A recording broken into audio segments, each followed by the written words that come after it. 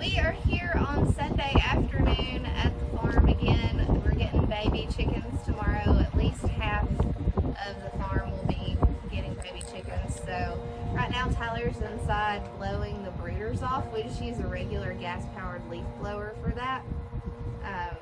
But he is blowing the dust accumulation off of it just because if you get too much dust on it, sometimes that can be a fire hazard. And it just makes them work better when the dust is not all on it. And then after he gets done with this house, the girls and I are going to go in and get the temperature sensors down and then pull both sets of curtains down for the brood area. We'll also take you in and kind of explain some things that we've done to set up for the chickens. So we didn't film yesterday while we were setting up just because we had people there that might not have wanted to be filmed, and it's hard to get the entire process, so we can just kind of go through it. In that house, in house number 2, we're flushing out the water lines. They had a lot of iron sediment built up in them, so we got some line cleaner and we started pumping that in yesterday, let it sit overnight, and we're flushing the cleaner out of the lines today. So hopefully that's going to solve some of our water consumption issues. That house has been a little bit lower than the rest of the other houses on a daily consumption rate. So we want to see if the chickens are trying to drink the water, but they just weren't getting as much. And that house has always been a lot smaller, not a lot smaller, but somewhat smaller than the rest of the other houses. So we're gonna clean out the lines and see. These are the last 2 houses that come off the well water, and so they run the longest on the well water, and we have iron in our water. It's not terrible, but it's not also the best. So we'll keep you updated. Alright, so we are in house number 1 and we can show you our setup. The water lines that we had on the ceiling are now let down, and it's approximate baby chick height. You don't really know how big the chicks are going to be when they get here. You kind of have an idea, but you always have to do some adjustments after they get in. This is our water regulator, this part right here. So when they're babies, we turn the pressure down enough to where it's not like over pressurizing the water line, because then it kind of runs out of their mouths. And then these are called riser tubes, and there's a little ball that floats in here and kind of tells you what the water level is. These are the feed hoppers. This pipe is connected to the feed lines that run all the way across. The feed bins, there's 3 of them. They are on the outside of this wall, and they're connected to those pipes. There's an auger in the bottom of the feed bin that runs the feed in and feeds all 6 of these hoppers. So there's a switch inside the hopper. I'm going to bring it over here, Cora. This is the switch. It's actually down in there. And when feed presses up against a little flappy switch, when it presses up against it, it shuts the feed off, the fill system off. And then when the feed goes down and all the way, wherever the feed goes, if it goes to the board down there or all the way down to the end of the line, whenever it gets to the end of the line, the auger will stop. Okay, so right now we have our feed lines set up. We have round pans. They are in flood, so that means that more feed will get in there. As they get older, we talked about last time that we want less feed in the feed pans, because they'll scratch it out, and then that kind of hurts your feed conversion. But we also have these turbo feeders. You want to bring it over here for us? These are our turbo feeders, and these just allow a little more feed for the chicks to eat. After they're about a week old, we shut them off. There's a little slide here. There's a hole that is up under here, but there's a little slide underneath, and when you slide that, that's like a gate, it turns that pan off, and no more feed will get in there. For right now, we leave them open. So yesterday we went through opened all of the turbo pans, flipped them down, and then we let the feed lines down and put on the hoppers and ran feed through and let the water lines down. These are the brooders. These provide heat. So when chicks are in brood area, that's where the term brooder, did y'all hear that? Yeah. That's where the term brooder comes from. We have the middle portion of the chicken house for the brood area. That way they're not near the tunnel fans down there, and they're not near the cool cells. So we have all the heat contained in one area, and we'll show you how we contain that heat in one area.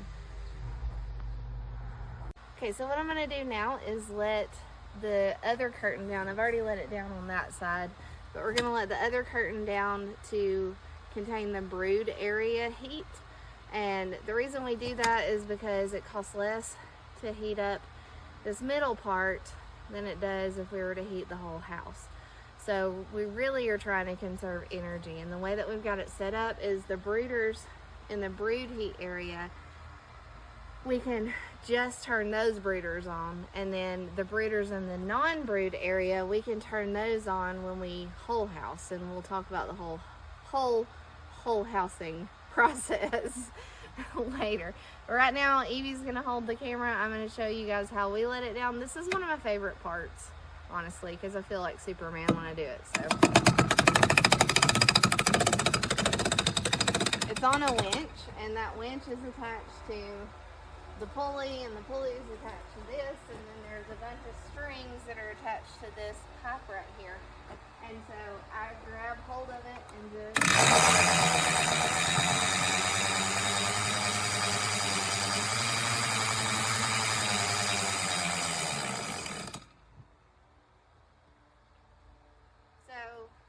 put it all the way down. Well, I think that side's mostly all the way down. Sometimes it gets caught up like on the other side, so I'm just going to go over, pull the strings a little bit, and then we'll go out to the control room and show you what we're going to do next. Okay, so what I was saying earlier about the temperature sensors, I'll show you what we do.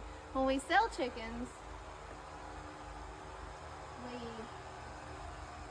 tie them like so to the lines, because they go up with the water line when you do it that way. But when we have babies and throughout the flock, we really want them to stay down kind of where the chicken level is, because we want to see what the temperature level is there. And if it gets too hot there, we know that there's a problem, or too cold. If it's too cold, it's usually because it's under one of the water nipples and the water's pouring out on it. So, but we're gonna take these down, and like this one also, we do this when we sell, so the catchers don't run into it and it's not all crazy where they are. I'm not quite sure why that was tied up like that, but anyway, we just kind of let them drop, and wherever we see them, that's where we do it. Usually I look up to the ceiling and see like a wad of wires, but I honestly don't think there's any more in here. So the next thing we're going to do, we're going to go turn the brood heat on. We've got the curtain down. We're getting chicks tomorrow in this house and 2 others, so we want the house to be nice and warm for them, because they like warm. I don't see any more. I'll meet you back at the control room. All right, we're going to the control room. So we can do what? So we can turn on the brood heat. Are you finished? Oh, okay.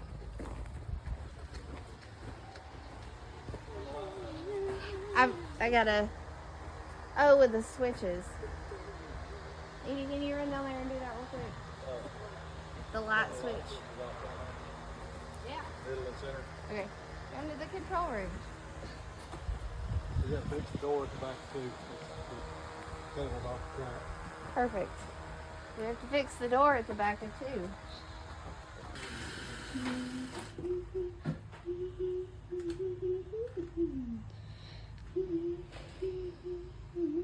Alright, flip the heat on. I'm going to turn the lights off.